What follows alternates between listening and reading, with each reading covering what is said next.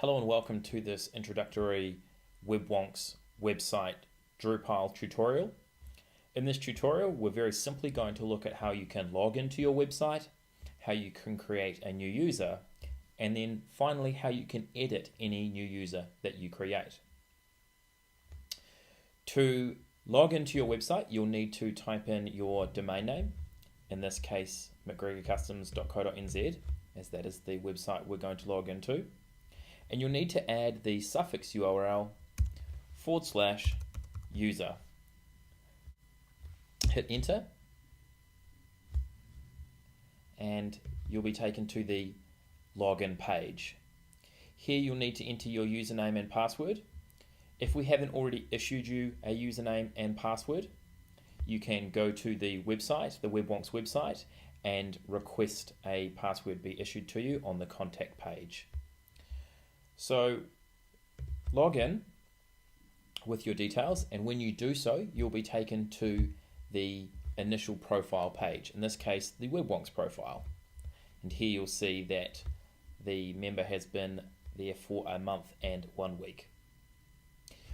You'll notice at the top of the screen when you logged in, a navigation ribbon popped up, your admin ribbon. Along the top are the different tabs that you can use to navigate around the site.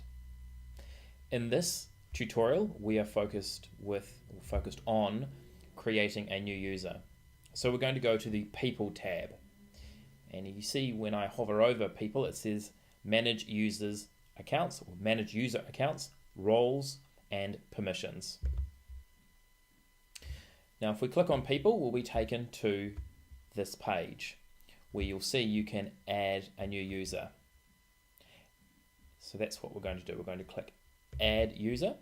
Now you may want to add a user if you have more than one person in your company adding content. And remember that adding content really is the lifeblood of your website. You want more and more unique content to be added and indexed in order for your page rank and then ultimately the amount of traffic you get to your site. So if there's more people in the company doing it, it lessens the burden on the webmaster and makes it that much more possible for your page rank to increase. So assign the person a username. In this case, it's going to be test, and give the email address for that particular person. And again, in this case, it's going to be test@webwonks.co.nz. And the password, test. Now, the status needs to be active, of course, for the user to be able to work with the website.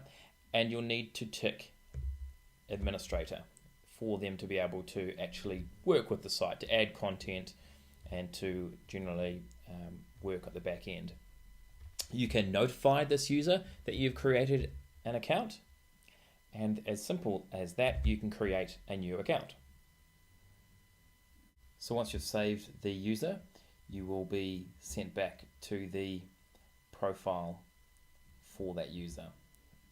So if you go one step back, you'll see now that you are in the test profile for the user. If you click on People, at the bottom of the screen, you'll now see that there are 3 users, currently Wonks, Customs, and Test. At any one time, we recommend that you have at least 2 administrators on the website to ensure that if anything goes wrong with one of the admins, that you'll be able to log in and manage the website with the other admin. So just to wrap up this tutorial, we're going to look at how you can edit the user, and there are 2 different ways of doing that. Firstly, you can edit the user by clicking on Edit under the Operations column, and here you'll see exactly as you saw with the creation form, except now it has the information you populated it with. You can change the email address, the username, the password, and you can decide whether or not you want this user to be active anymore, whether or not you want them to be an administrator. You can add a picture. If they get the admin overlay, we recommend that that's the case.